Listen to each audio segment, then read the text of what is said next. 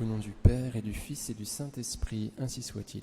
Nous fêtons Sainte Anne, la mère de Jésus, qui apparaît à Yvon Nicolazic, après que celui-ci a trouvé une statue d'elle dans son champ. Ce sont les seules apparitions connues de Sainte Anne, et elle commence comme ça. Yvon voit dans sa chambre une main brandir une lampe en pleine nuit.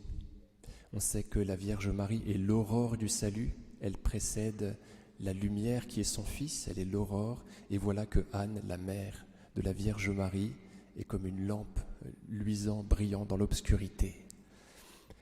Comme si elle avait son rôle aussi, qu'elle avait joué un rôle dans l'histoire du salut, qu'elle était à l'origine de cette lumière.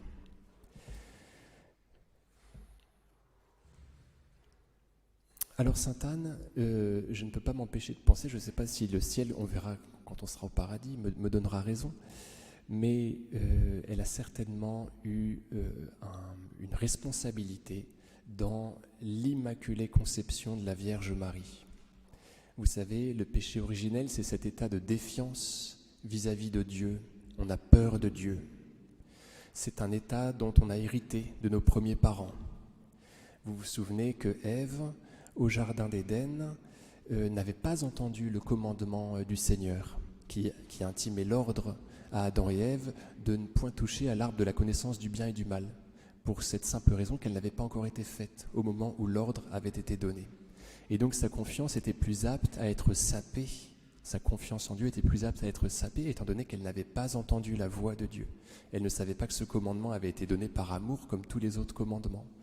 Et donc le démon l'attaque, lui enlève sa confiance en Dieu, s'arrange pour qu'elle se défie de Dieu, pour qu'elle pense que ce commandement de ne pas toucher à l'arbre de la connaissance du bien et du mal leur a été donné par obscurantisme, vous voyez, par volonté d'ostracisation, je ne sais pas comment dire, et donc elle décide de se rebeller contre Dieu, après avoir perdu confiance.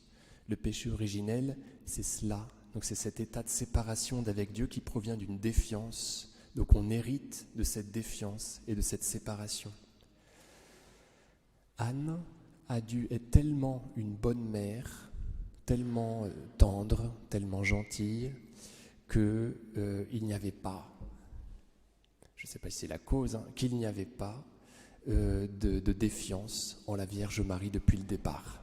Voyez, on dit que Sainte Thérèse de l'Enfant Jésus, cela avait été plus facile pour elle de mettre sa confiance en son Père du ciel, étant donné qu'elle avait eu un excellent père, un père extrêmement tendre, voilà Louis Martin, qui a même failli la vicier, vous voyez, tellement il la gâtait. Mais c'était plus facile pour elle que de se confier en Dieu, le Père, étant donné qu'elle avait eu un père parfait, vous voyez, parfaitement confiante en Dieu, parce qu'elle savait ce que c'était que l'amour en regardant Louis, son papa.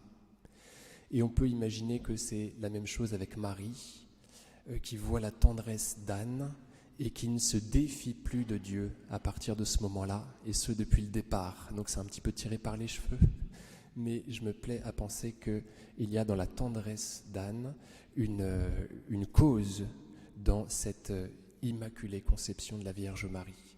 Quand elle est amenée au temple par ses parents, Anne et Joachim, à l'âge de 3 ans, il paraît qu'elle gravit les marches du temple en esquissant un pas de danse, tellement elle a confiance en Dieu. Donc la fête de Sainte Anne, on pourrait dire que c'est la fête de la tendresse. Anne nous montre la bonté infinie de Dieu.